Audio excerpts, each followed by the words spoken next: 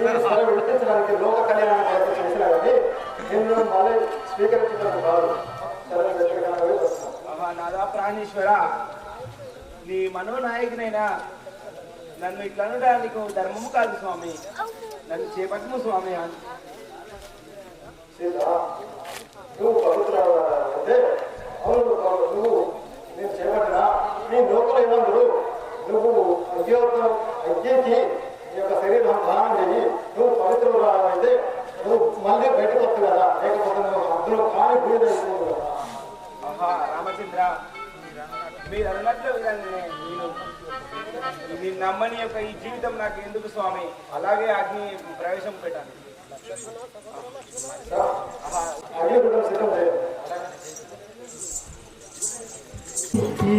పెడతాను, అందుకే ఇది పడతాను చూడు.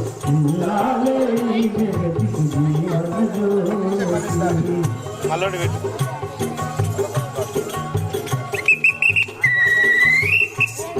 అదిగో ఆ తల్లి సీతాదేవి, ఓ అగ్నిహోత్ర నన్ను కాపాడమని చెప్పి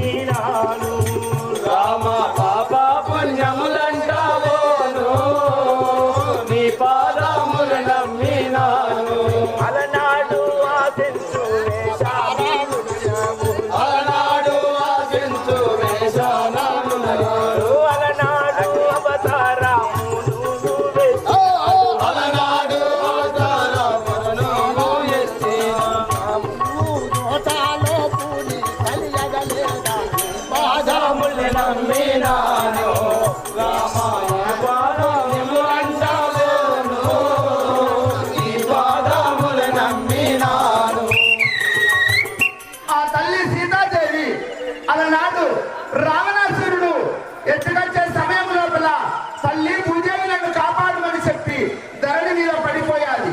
అప్పుడు ఆ భూదేవి దాచుకొని మాయా సీతనిచ్చాది. ఈ యొక్క 14 సంవత్సరములు ఆ లంక లోపల ఉన్నది మాయా సీత. ఆ వేదం అంటే మాయా సీతగా లంక లోపల ఉండాలి.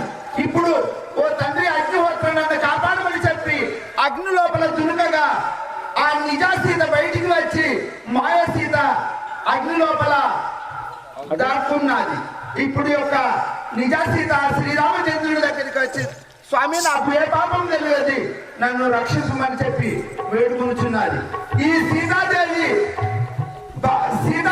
రామచంద్రుడు కలిసిన సమయం లోపల మన ఆకడపల్లి గ్రామం లోపల ఆకడపల్లి మానిల కనకయ్య గారు పల్లవ పాని లారా రంగు నా వంక మోదంబు